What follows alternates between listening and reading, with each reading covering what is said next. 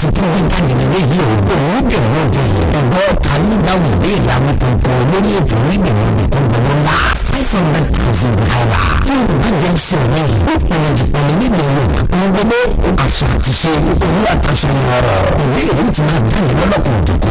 Òun ọmọ Yorùbá àtàtà káàkiri àgbáyé. Ó yẹ kájọ máa kẹ́kọ̀ọ́ kájọ máa kọ́ lọ́wọ́ lórí ètò tí àwọn kan fún gbé kalẹ̀ ní ìlú ìjọ. Onídèmọ́dè authentic Yorùbá TV ìlẹ̀ ti máa ń lò. Àwọn kankan onídèmọ́dè ta lórí tìkọ̀tì tí ìdáhùn ìbéèrè gbogbo ńlá. Ìpàdé lórí ètò onídèmọ́dè kájọ máa fojú oúnjẹ àyèjẹ lórí YouTube channel authentic Yorùbá TV láti gbàgbà. Ẹ kú dédé àkókò yìí bí kíbi tẹ́ bá ti láǹfààní láti máa wò mí láti máa gbóhùn mi. Adélùmọ̀bí owó ọ̀rọ̀ yín náà ni àkàndọ̀rọ̀ Awíkonko àjàó àrò irun mọ́lẹ̀ padà bọ̀ràn míyàn. Mo kí gbogbo ọmọ Yorùbá jákèjádò àgbáyé àná Ọlọ́run aláyò nífẹ̀ẹ́ nìkan kan wá sílẹ̀ o wàhálà ti dààmú òní dé bá wa lágbára Ọlọ́run.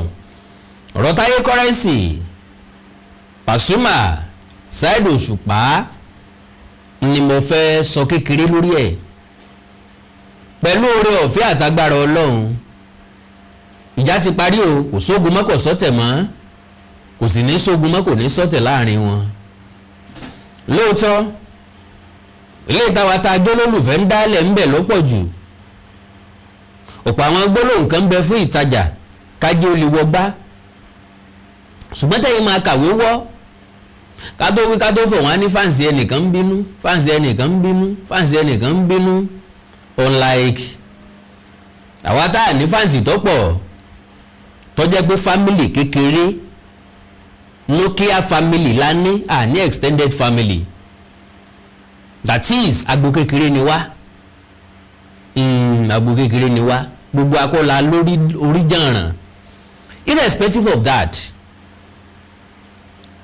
agbolagbo ń jẹ́ àti kékeré àti nílá. Mẹ́mbà ti kórí méjì mẹ́ta jọ àbí tó léèyàn méjì mẹ́ta tí wọ́n fẹ́ràn rẹ̀ tí wọ́n nífẹ̀ẹ́ sí nǹkan tó ń ṣe tó ti láwọn olólùfẹ́. Àwọn olólùfẹ́ ni a máa gbèjà irin o. Wọn à ní fẹ́ kéèrà orin ni, wọn à ní fẹ́ kéèyàn kankan sọ̀rọ̀ àbùkù kan yàn. Yorùbá ti parí ọ̀rọ̀ wọn lẹ́ni tó ń gbóyán bọ́ọ̀lù yọ lọ́ta, aṣèrè tí ń sọ̀kò sọ́jà yọ lọ́rẹ̀ẹ́, àbí ẹni tó wo owó pé àìṣẹ́ máa ń sáwọn èèyàn o níbi tọ́lọ́ ń bùkún mi dé tí n bá ní mo fẹ́ máa dáná oúnjẹ fún wọn lẹ́ẹ̀kan lójúmọ́ lẹ́ẹ̀mejì lójúmọ́ kò yọ nǹkan kan kù nínú orúkọ mi àbí nínú nǹkan tí mo fẹ́ jẹ́ àbí nínú orúkọ Ọlọ́run. Ó wá bẹ̀rẹ̀ sí dáná àmàlà ní pògúnfe lójoojúmọ́.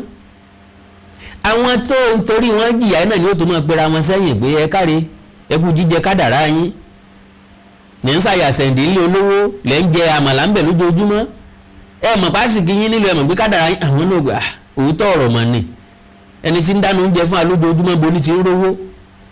Kí ni iṣẹ́ tá a ṣe fún kí là á ṣe fún un mo ní ó ti rówó ẹ̀ padà lára wa.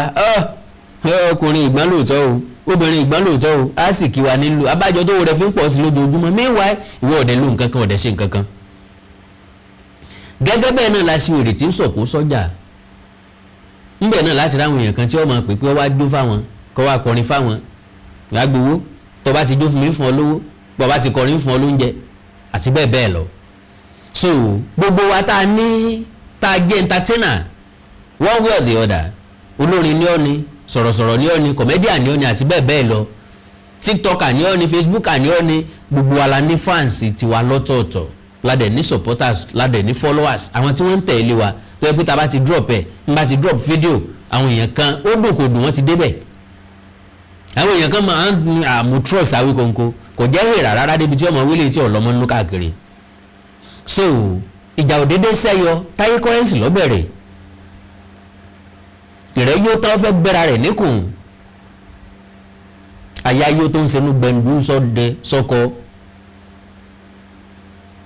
ọ̀yà yóò tán ó ń senú gbẹ̀ndú sọ́dẹ. Taye Currency gòkè àgbà ó gbàgbé àtẹ̀gùn. Ńgbà tá a bá débi tá à ń lọ tán là á máa sọ wípé Ọlọ́run ló gbé mi débẹ̀ o kì í ṣe èèyàn kankan o. Meanwhile Ọlọ́run ní sọ̀kalẹ̀ látọ̀run èèyàn kan ní ọ̀ràn sí ọ.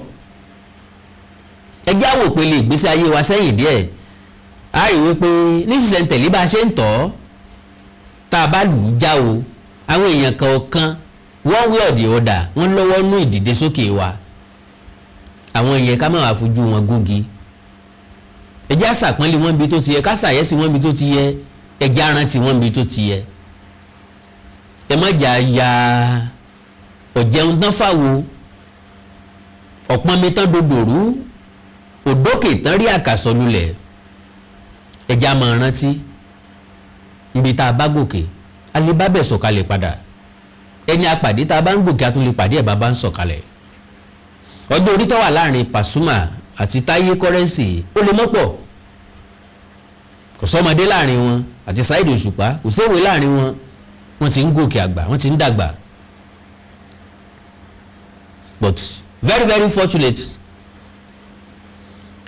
secondary school làwa wà tá a ti ń gbọ́ Paso tá a ti ń gbọ́ Saheed Òṣùpá I can state that categorically irrespective ọjọ́ orí wọn tàbọ́jọ́ orí tiwa secondary school la wà tá a ti ń gbọ́ Paso secondary school la wà tá a ti ń gbọ́ Saheed Òṣùpá kò níyàn jíjà nínú so èmi náà ò lẹ́ni tó kọ́ mi sí ọ̀rọ̀ sísọ but Olúgbénga Adébóyè Àbẹ̀fẹ́ of blessed memory bàbá mi ni lọ́jọ́kọ́jọ́ because ẹni tó mú mi ní interest nínú ṣé èdè pípé ọ̀rọ̀ sísọ nìyẹn ẹni tí mo fall in love pẹ̀lú nìyẹn so ká ní Gbénga Adébóyè ń bẹ láyé ni èmi ni bá jọ́ mẹ́ẹ̀ ń ló bí Ṣẹ́gun ló bí Ṣadé ń ló bí Dámilọ́lá ló bí Démọ́lá ló bí Dìípọ̀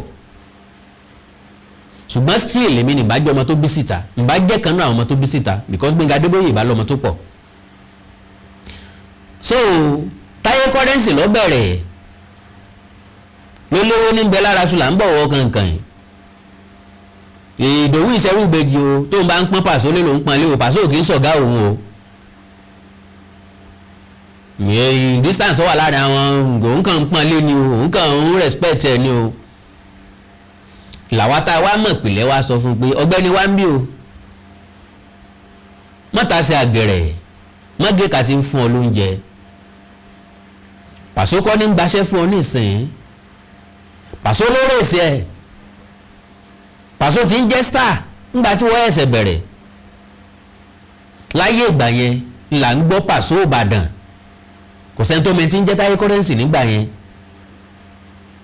Paso kan náà ń bẹ lóńdó bóyá Paso ọ̀rẹ́ nígbà yẹn oríṣiríṣi Paso ló jáde tí wọ́n fẹ́ kọrin bíi Pasuma ọ̀pọ̀lọpọ̀ èèyàn ló jáde tí wọ́n fẹ́ kọrin bíi Saheed Òṣùpá ṣùgbọ́n lálàá ló lálàá bó ṣe wá jẹ́ pálálà ló ní àlá yẹn àwọn èèyàn kan lè emulate alálàá tí wọ́n dẹ̀ jẹun ọ̀pọ̀lọpọ̀ àwọn èèyàn ló jáde tó fẹ́ kọrin bíi Saheed Òṣùpá Sáfẹ́jọ́ Àmàmà Mórí Tọ́ndà oríṣiríṣi kálukú wọn dẹ̀ jẹ lọ ní mọ́mẹ́ǹtì yẹn ká ní wọ́n build lé bí Saheed ṣe build lé ká náà wà consistent bí Saheed Òṣùpá ṣe wà consistent mi blame wọn mi sọ pé wọn wà consistent o so àbámọ̀ ráwọn náà lókè bá ṣe rí Taye Currency lókè àwọn èèyàn kan tí wọ́n bá sọ̀rọ̀ ọ̀rọ̀ tí ò ní làákàyè nínú wọ́n máa ń fọkàn sí pé bẹ́ẹ̀ èèyàn bá ń kọrin bí èèyàn tí ọba ti wá ga sókè wọ́n béèrè pé ẹni tó yẹ ni yẹn ń kọrin bíi tiẹ̀ lọ pa kàríà ẹ̀ orí bẹ́ẹ̀ kò sẹ́ni tó rí tẹnì kankan rò ìjọ́rí tí àwọn èèyàn ti ń bẹ láyé tó ní ẹ̀bùn bẹ́ẹ̀ èèyàn kan bá ń ṣe bíi tiwọn wọn ò kì í jókòó wọn èyí rẹ̀pẹ̀ tí wọ́n máa ń tẹra mọ́ṣẹ́ ni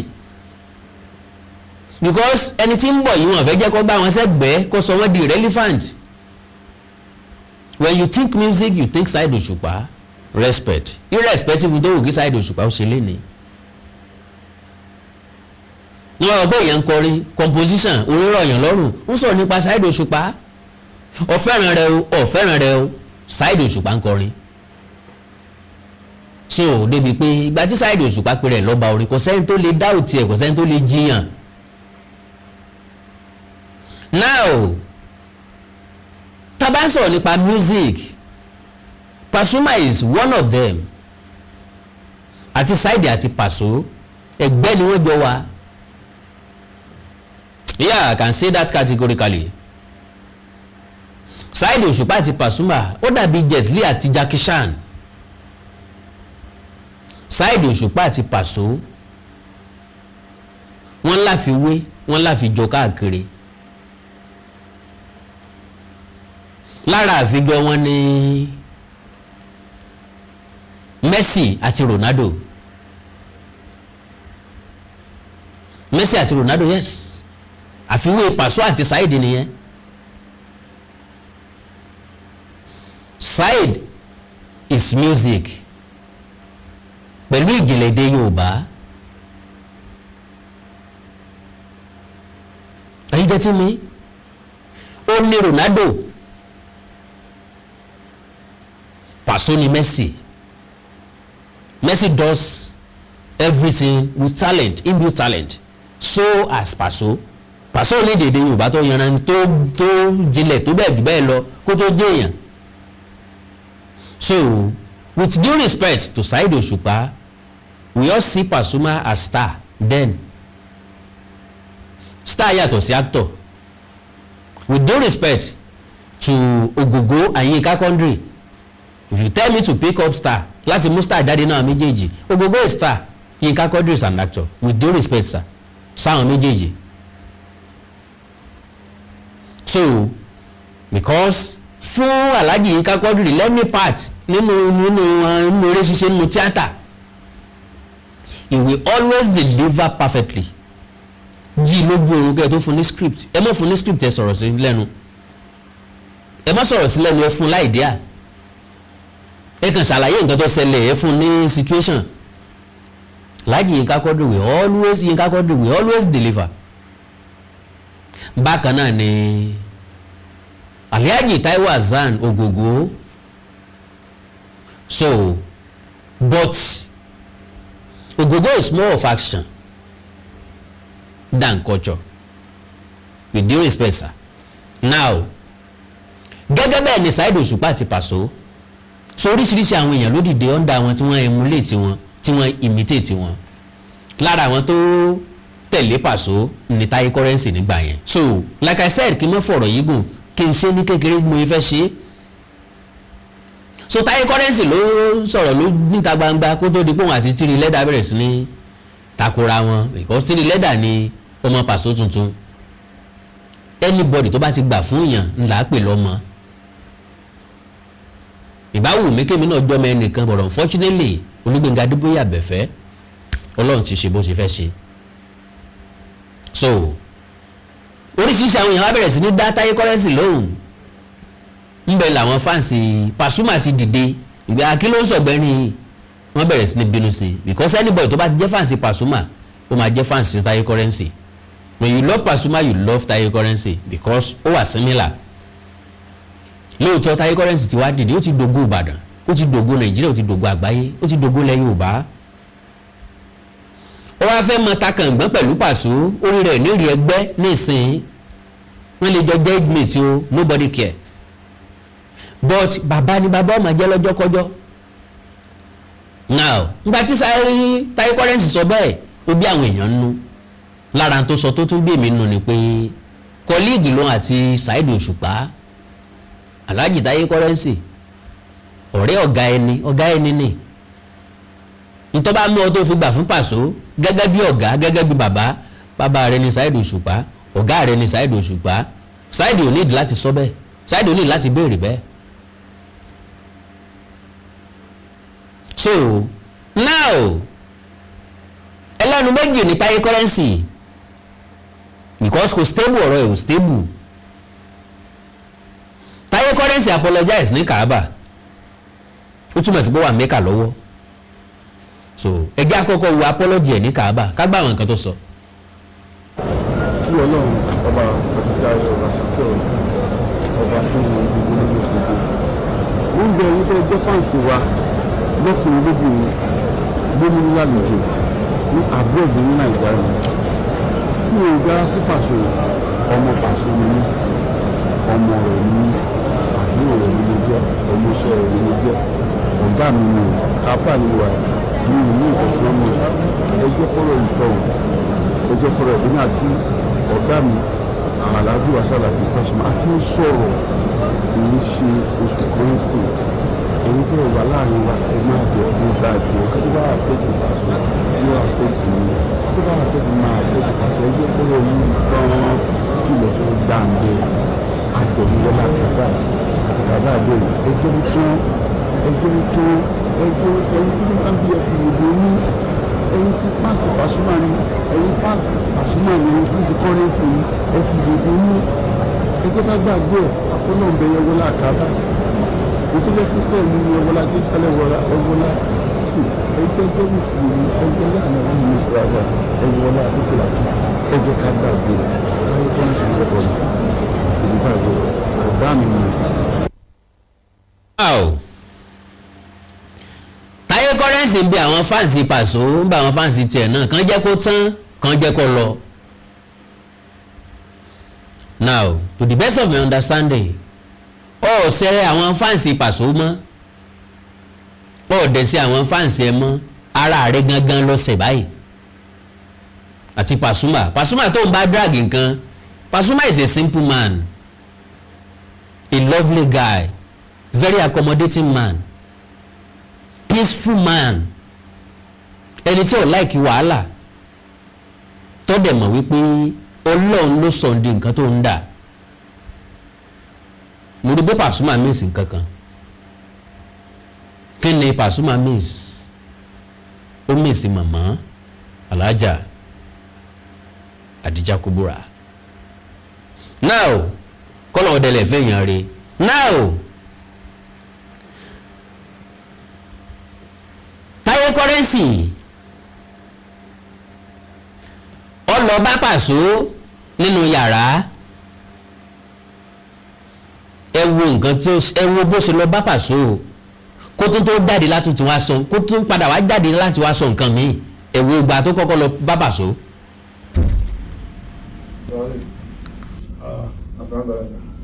Ọ̀gá mi ẹ má bínú àlàyé má bínú ẹ má bínú máa bọ̀ ẹ má bínú àlàyé ẹ má bínú létò bẹ́ẹ̀ lókè má ṣe rí ọ̀rọ̀ náà fà mí ẹ láyé yọ ẹ ṣáàjẹ́ pé wọ́n àbáyé ẹ jẹ́ ká máa sọ ṣe rí ẹ ṣáàjẹ́ ká dúpẹ́ fọ́lọ́ Ọlọ́run ní bá ògo yín jẹ́ àmì ìbàdàn àwọn jẹ́ ìlú Saudi làwà ìyàlàyé gbogbo nǹkan tó ṣẹlẹ̀ ìjẹta yẹn gbogbo àwọn bọ́mí sí omi òtó ni mo lè yọ̀ náà rí everybody mọ̀ pé Currency ọmọ Paso so ara yẹn má bì àpọ̀lẹ̀ tó báyìí tí wọ́n bì í dáàbò tó bá ẹ má bì ẹ má bì mo bá yọ ọ̀gá ló wá ṣe ẹyẹ yẹn wá ẹni bínú ẹjọ́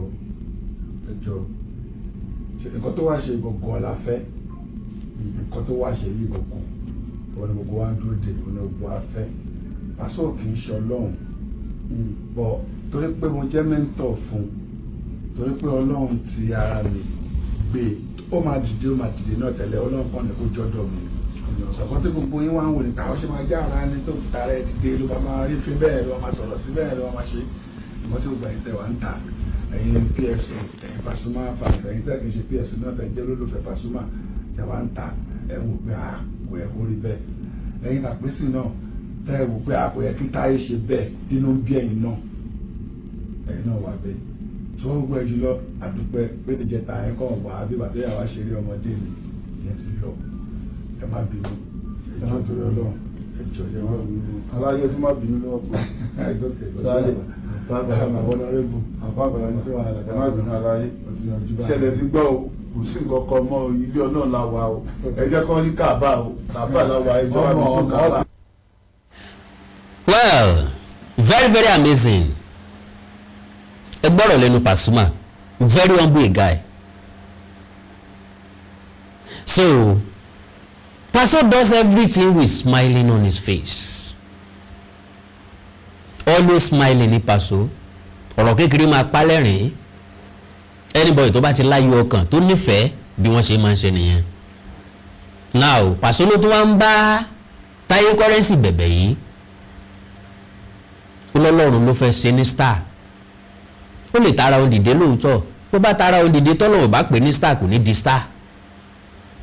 So now ọ̀pọ̀lọpọ̀ nínú wa là á jẹ gàba léèyàn lórí n tó bí mi nú nínú fídíò yìí ò ní pé Taye Currency Currency jẹ́wọ́ asọ̀rọ̀ òní di bá mi asọ̀rọ̀ àná di bá mi kojú mọ́ tó mọ́ lílọ tí ó lọ tí ó padà wá ó bìlì bóun ti gbọ́n. He came back to Paso láti sọ wípé wọn àti Paso jọ wà ní o wọn ò gbèrè lẹ́yìn Paso o wọn dẹ̀ ń sọ ọmọ lẹ́yìn Paso wọn sọ ọmọ Paso ẹ jẹ́ ẹgbàá lẹ́nu mi kẹ́ ẹ sọ́dọ̀rin ẹ̀já wo ohun tó wí ń bẹ̀. Mo kí gbogbo etí tó ń gbọ́ wa nílé mo sì kí gbogbo ojú tó ń wò wá nílé pé ojú tẹ fi ń wò wá ò ní fọ́ etí tẹ sì fi ń gbọ́ wa ò ní di.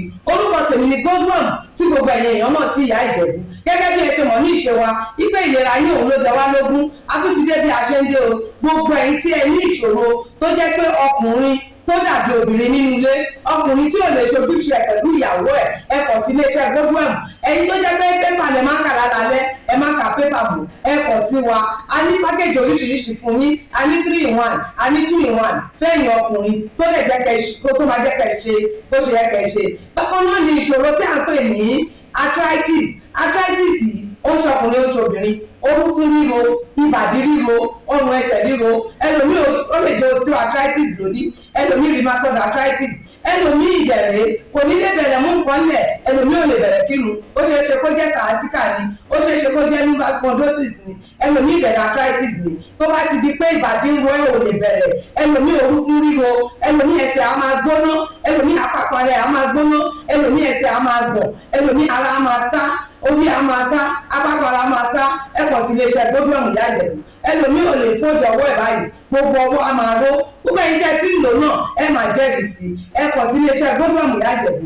Bákan náà ni àwọn èèyàn tó ń tọ̀ ìtọ̀ àtọ̀jù yìí ó ṣeé ṣe kó jẹ́ pé prostate enlargement ni fún ẹ̀yin ọkùnrin tẹ́ ti lé lọ́mọ ogójì ọdún tẹ́ bá ní prostate enlargement ẹ lè máa tọ̀ léraléra ẹlòmíì ò lè rí tọ̀tọ̀ rárá ẹlòmíì ìjẹ̀rẹ̀ tó bá fẹ́ tọ̀ á máa ní ìrora ẹlòmíì ìjẹ̀rẹ̀ kó tó débi tó máa tọ̀ sí tọ̀ ìtì máa jábọ́ ṣùgbọ́n obìnrin ní àmàtọ̀ léraléra ó tó débi tó máa tọ̀ sí tọ̀ ìyá ti máa jábọ́ ó ṣe é ṣe kó jẹ́ weakness of bladder làwọn ní àbí kó jẹ́ infection àbí kó jẹ́ diabetes insipidus tí a mọ̀ sí àtọ̀gbẹ ìyẹn náà lè fà á ká máa tọ̀ púpọ̀ jù ẹ kàn sí iléeṣẹ́ Godwin ìyá Ìjẹ̀bú èyíkéyìí tó lè fà á kẹ́ ẹ máa tọ̀ púpọ̀ jù ara iṣẹ́ wa ni lára iṣẹ́ tèmi jogún látọ̀dọ̀ bàbá mi àtọ̀jú yín gbogbo ẹ̀ ó sì padà sí àyè ẹ̀ bó ṣe tó àti bó ṣe yẹ. Bákan náà ni àwọn tó ní hepatitis ohun inú ẹ̀dọ̀ ni ṣùgbọ́n tí hepatitis bá ti pẹ́ lára ó lè ba ẹ̀dọ̀ jẹ́ ó lè fà á kéèyàn ní enlarged liver ó lè fa oríṣiríṣi ìṣòro sí ẹ̀dọ̀ yẹn ẹlòmíì á máa ní àmì bí kínú máa dùn bí kójú máa pọ́n kítọ̀ ẹ̀ máa pọ́n ẹlòmíì ìdẹ̀rù kò ní ráyè rárá bóyá lọ ṣàyẹ̀wò wá kàn sọ fún pé ó wà positive ẹ pọ̀ sí wa ẹlòmíì ìdẹ̀rẹ̀ ó lè jẹ́ liver cirrhosis lòun ní èyíkéyìí tí ẹ ó ìbàjẹ́ ẹ pọ̀ sí iléeṣẹ́ Godwin ìyá Ìjẹ̀bú bí mo ṣe sọ̀rọ̀ yìí tẹ́ ní prostate ó jẹ́ prostate enlargement ni ó jẹ́ prostate cancer ni ẹ pọ̀ sí wa pẹ̀lú ògbó Ọlọ́run ẹ̀ ní rí bákan náà mọ́. Mo ti sọ fún yín gbogbo ìṣòro yòówù kẹ́ni ewé àti gbòǹkan mélé tí àwọn bàbá wa lò láyé àtijọ́ tá a ti gbé kalẹ̀ lọ́nà ìgbàlódé tó sì ṣe bẹbẹ lágbára òun là ń lò fún ọmọdé àti àgbà ẹ kàn sí wa ẹ̀ ní kábàámọ̀ pẹ̀ ṣe bẹ́ẹ̀ ẹ̀rọ ìbánisọ̀rọ̀ mi ní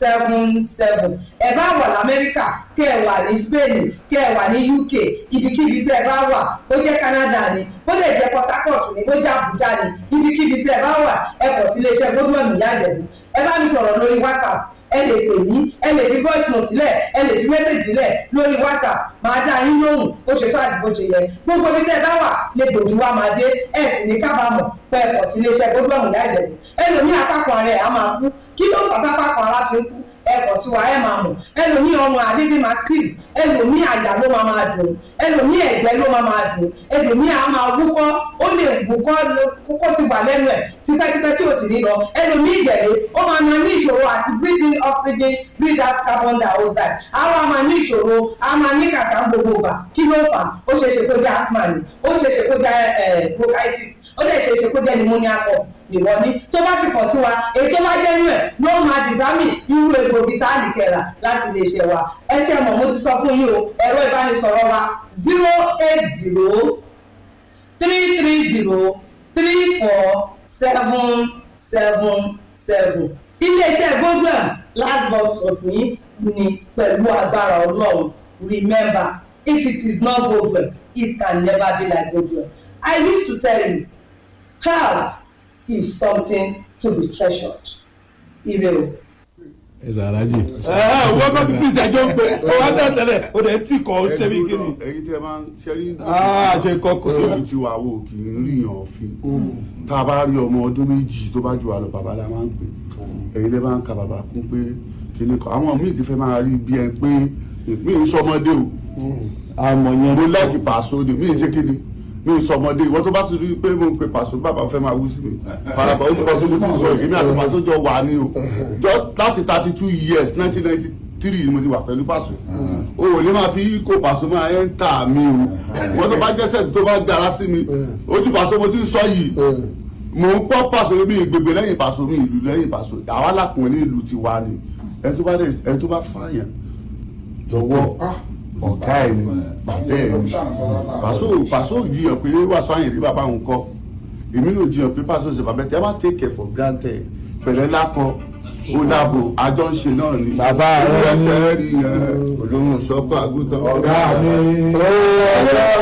wọ́n ní gbẹ́tọ̀ ọ̀gá mi gbẹ́tọ̀ jókòó tí bàbá rẹ̀ gbẹ́tọ̀ kó jókòó tí bàbá rẹ̀ ọ̀gá mi. now mo nígbàgbọ́ pé ẹ tún gbọ́rọ̀ burúkú lẹ́nu ẹyẹ tó jáde lẹ́nu Taye Currency ẹrú ìbámọ̀ kó jẹ́ kí bygone ó jẹ́ bygone ó ti dọ̀bálẹ̀ ó ti bẹ̀bẹ̀ ó ti lọ́gá ẹni ó ti ní bàbá ẹni everybody ti accept wọ́n ti ń kí ọ̀pọ̀ ọmọ gidi ní ọ́ pé yes bẹ́ẹ̀ lọmọkùnrin ṣe bí wọ́n bá mẹjọ́ ẹ̀ lẹ́bi kò ní pẹ́ lórí ìkúnlẹ̀ everybody ti gbà kò tún tó jáde pẹ̀lú ọ̀rọ̀ gbéraga lẹ́nu ẹnìkan bá torí pé mo ti pe pàṣọ ní bàbá bá fẹ́ máa ẹ́ńtà mi ojú pàṣọ mo ti ń sọ yìí o and look at our brother Pasuma he was just smiling nǹkan gbogbo nǹkan tẹ́ ń ṣe ó ṣàjèjì sí bí ìgbà tẹ́ fọ́ọ̀sì ẹni kò ní interest sí gbogbo ẹ̀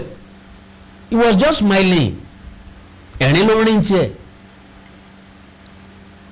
so gbogbo ẹ̀ ó kàn mérí náà ni ó kàn sáyẹ̀nsì gbogbo ẹ̀ gbogbo nǹkan tó ń sọ pé òótọ́ ni bẹ́ẹ̀ ni ẹjá pé òrè lọ́kọ ìyàwó kó lè já arọ́ náà lọ kò sí nǹkan tẹ́nìkan fẹ́ sọ tó fẹ́ dín nǹkan kan kó nu tí Paso ti jẹ́ tàbí tí Saheed Òṣùpá ti jẹ́ now Taye Currency oníkọ̀líìgì ẹni Saheed Òṣùpá ẹ̀yin náà gbọ́ lẹ́nu ẹ̀ èmi kọ́ mo wí o.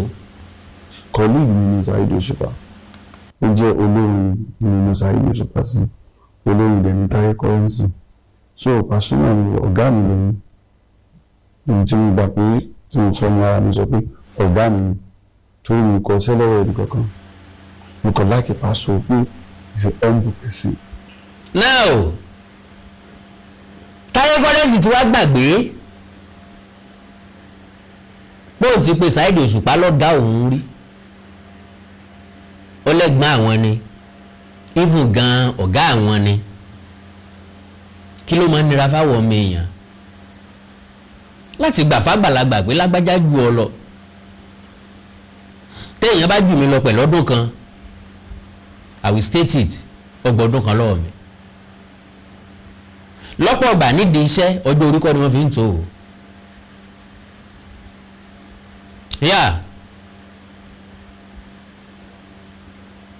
so a ní senior nídìí iṣẹ́ ẹ̀ ń bẹ̀rẹ̀ iṣẹ́ sọ̀rọ̀sọ̀rọ̀ lọ́dún kan síwájú mi ó senior mi ó lè má jọ́gà mi so ó ní ọ̀gá ò ní Paso bàbá ò ní Paso ṣùgbọ́n Saheed Òṣùpá kọ̀líìgì ò ní ẹja tó ń gbọ́ Taye Currency ń bí yìí.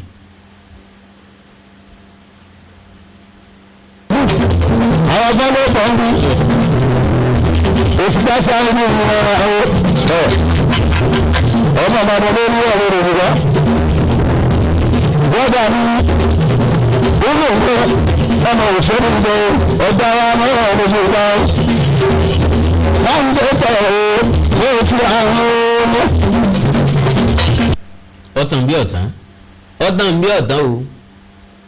bí ọ̀tàn o kùrùkẹrẹ ọ̀tàn pò ọ̀tàn bí ọ̀tàn o o ní colleague ẹni o tún lọ́gà rẹ ni èwo ló fẹ́ ká gbàgbọ́? Are you not confused? You are somehow. Then níbi tí mo ti wá láìkì Paso àti Saheed, Saheed Òṣùpá wá pe Pasuma ní video call, ó wá ní bàbá colleague mi, ọ̀gá colleague mi. Pasuma was just smiling. Ngbé èwo ni Saheed tó gbé dé, èwo ni Saheed tó mú jáde. I love you guys. Ẹ o kele wa ní jábọ́ lágbára Ọlọ́run sí nǹkan tó máa já yín bọ́. You are both legends. You are heroes. Yes, I can say that categorically.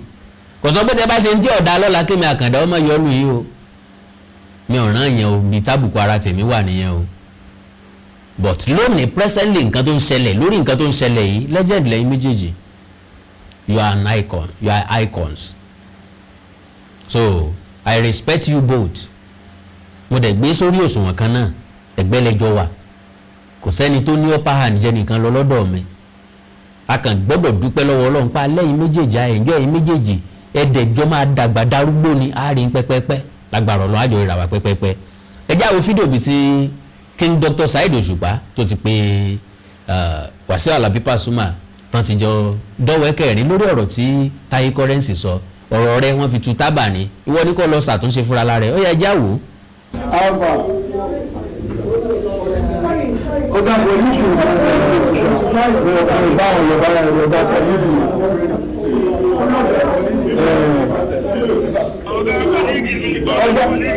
bàbá owó tó lọ tún bẹ̀rẹ̀ báyìí wọ́n tún lọ ga pọ̀ nídìí ní ẹ̀dá bàbá pọ̀ nídìí àwọn oríṣiríṣi nǹkan ló wà lọ́wọ́ oríṣiríṣi nǹkan ló wà lọ́wọ́ ẹ̀. So that is it. Eré làfọmọ ayò ṣe àti Saheed àti Paso eré ni wọ́n fi ọ̀rọ̀ yìí ṣe àánú Olódùmarè onífẹ̀ẹ́ nìkan kan wá sílẹ̀ o. Taye Currency, my quick advice for you is you are up there. You are not a small boy, my brother. Àgbàlagbà ni ẹ́, o ti bímọ tó dàgbà. Ṣebí wọn náà ń pè ní bàbá honorable, oríire ni. Ọmọ ológo tó bí kò ní dàrí banújẹ́ lágbára Ọlọ́run.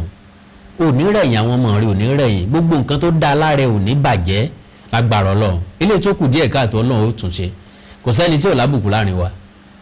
But my dear brother, ọ̀nà kan lọ̀rọ̀ ìbárìn gbogbo àìbá sí lẹ́nu ọ̀rọ̀ níta àbájáde wá fún nìṣe ni láti wá praise ẹ láti wá applaud ẹ wow bẹ́ẹ̀ lọmọkùnrin ṣe still ó sì látúnṣe àtúnṣe tó ní náà ni wípé má mẹ́nu lé ọ̀rọ̀ yìí mọ́ rárá àmọ́ dẹ̀ can't anything anybody bá ṣe bóyá àwọn fans Paso everybody ti mọ̀ pé ó ti apologize and it is accepted.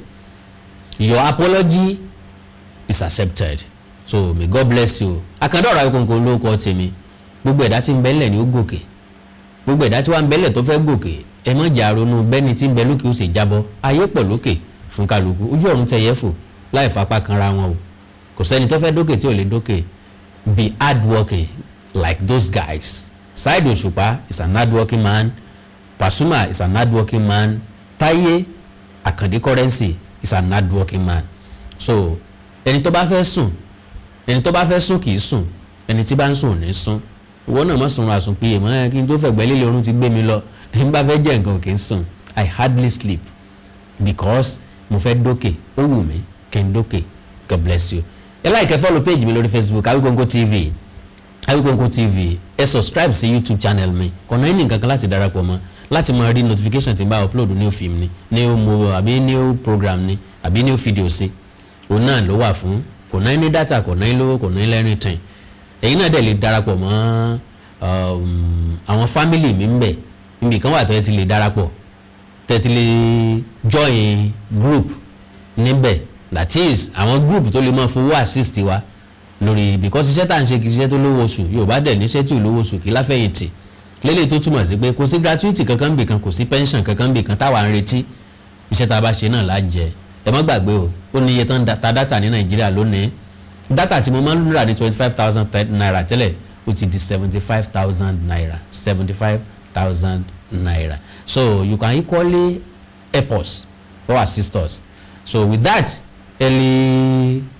subscribe ẹ lè join family ní orí YouTube ẹ máa rí ibì kan tó máa sọ pé kẹ́ join ànẹ́dẹ̀ lè fún mi ní ẹ lè fún mi sticker yẹn ó ní iye tí wọ́n ń tà kọ̀ọ̀kan ó bẹ̀rẹ̀ láti bíi 2,000 4,000 8,000 10,000 15,000 20,000 30,000 40,000 50,000 dé 80,000 100,000 dé 200,000 naira eléyìí tí agbára yín bá ká mẹ́ẹ̀ ká fi tọrọ mọ́ kọ́bọ̀ lówó fi dòdìndì àánú Olódùmarè ò ní fi sílẹ̀ iná ò ní sanwó tí náà ẹkún alọ́wọ́ káwa náà lè bá a ṣe ń tọ́pọ̀ àkàndọ̀rọ̀ àwọn kòǹgbẹ́ má gbàgbé tí ìdébì kankan ní èdè àtàṣà Yorùbá ní tí mo dẹ̀ bá wáyé gangan nù àbí tí mo bá dórí ẹ̀rọ ìtàkùn ayélujára tí mo fi dàgbóhùn sáfẹ́fẹ́ gangan nù èdè àti àṣà Yorùbá jẹ mí lógún pọ̀ lẹ́ẹ̀kan sí ẹ láìkẹ́ follow page mi lórí Facebook Awikonko TV ẹ subscribe sí YouTube channel mi Awikonko TV ẹ darapọ̀ mọ́ mi o lórí onídèmọdè game show báwo lẹ ṣe máa darapọ̀ ẹ lọ sórí website wa that is www.onidemodegameshow.com www.onidemodegameshow.com so tẹ́ bá ti débẹ̀ click lórí menu ẹ click lórí onídèmọdè ẹ fill form tó wà ńbẹ̀ a máa rí máa sọ date tí a máa record tọ̀dọ̀ yín tá a máa ṣe program tọ̀dọ̀ yín God bless you àánú Olódùmarè ò ní fi ń sílẹ̀ tẹ́ bá ní nǹkan pàtàkì tẹ́ fẹ́ kájọ sọ ẹ já sọ̀rọ̀ lórí WhatsApp nìkan +234 904 851 9362 +234 904 851 9362 èdè àti àṣà Yorùbá ò ní wọ mi orílẹ̀-èdè Yorùbá ò ní dàrú ìlú ẹnìkọ̀ọ̀kan wa yóò tòrò mẹ́nẹ́mẹ́nẹ́ àjùwà ṣe o. Adébíyí abẹ́fẹ́ Awikonko ó tún dé lórí ìkànnì yìí o authentic Yorùbá TV YouTube channel Yorùbá dé tó onígbèmọ̀gbè tẹ́bà tí ń gba ìbéèrè lẹ́wọ̀n máa gba ẹ̀kọ́ ńlá lórí ètò ìyá onígbèmọ̀gbè. àdéhùn àbùkù àwọn tó ń tó Yorùbá tó ń bá pọ̀ ní lórí èdè bàbá ìdè ètò tuntun tó ń jáde nílé yìí o onígbèmọ̀gbè ẹgbẹ́ kàní dáhùn ìbéèrè àwọn tó ń tó lórí ètò onígbèmọ̀gbè tó ń bọ̀ ńlá 500,000 naira Yorùbá jẹ́ sọ̀rọ̀ ó pinnu jìpọ̀lẹ̀ nígbà Yorùbá tó ń gbélé àṣà àti ṣe orí àtàṣà ìrọ̀rọ̀ ìbéèrè tí máa jáde lọ́lọ́kùn òdòkun òun ọmọ Yorùbá àtàtà káàkiri àgbáyé ó yẹ kájọ máa kẹ́kọ̀ọ́ kájọ máa kọ́ lọ́wọ́ lórí ètò tí àwọn tó ń gbé kalẹ̀ ní ìlú onígbèmọ̀gbè authentic Yorùbá TV ilẹ̀ ó ti máa ń lò àwọn tó ń kọ́ onígbèmọ̀gbè àwọn onítìkọ̀tì tí ìdáhùn ìbéèrè gbogbo ńlá ìpàdé lórí ètò onígbèmọ̀gbè kájọ máa fojú oúnjẹ àyèjẹ ní YouTube channel authentic Yorùbá TV láti gbàgbà. Awikonko Development Fans Club ilé aláyọ̀ ilé wa Awikonko Development Fans Club ilé aláyọ̀ ilé wa ẹgbẹ́ tó dúró fún ìdàgbàsókè àti tẹ̀síwájú èdè àṣà àtún àjogúnbá ilẹ̀ Yorùbá ẹgbẹ́ tó fẹ́ ìrẹ́pọ̀ gbogbo ọmọ Yorùbá tó tún gbé àṣà àti ṣe Yorùbá lárugẹ Awikonko Development Fans Club ilé aláyọ̀ ilé wa. Awikonko Development Fans Club Worldwide ẹgbẹ́ tí kò rọ̀gbọ̀kú lé ìjọba ẹgbẹ́ tó dúró fún ìdàgbàsókè àti ìtẹ̀síwájú èdè àṣà àtún àjogúnbá ilẹ̀ Yorùbá pẹ̀lú àtìlẹ́yìn gbajúgbajà pèdèpèdè ní àkàndá ọ̀rọ̀ Awikonko ẹgbẹ́ tó ń fẹ́ ìrẹ́pọ̀ gbogbo ọmọ Yorùbá ẹgbẹ́ tó ń gbé àṣà àti ṣe Yorùbá lárugẹ ẹgbẹ́ tó dúró láti ṣàtìlẹ́yìn tó gbọngbọ́n fún àkàndá ọ̀rọ̀ Awikonko àti àwọn ètò rẹ̀ káàkiri àgbáyé àǹfààní wà láti darapọ̀ mọ́ wa ẹ bá wa sọ̀rọ̀ lórí WhatsApp nìkan ẹ lè pè wá ẹ lè send text message tàbí voice note pẹ̀lú àwọn nọ́mbà wọ̀nyí +234 8053270136 tàbí ààrẹ ẹgbẹ́ Adéolú Adékọ́lá lórí +17048912729 Awikonko Development Fans Club Worldwide ilé aláyọ̀ nílé wa.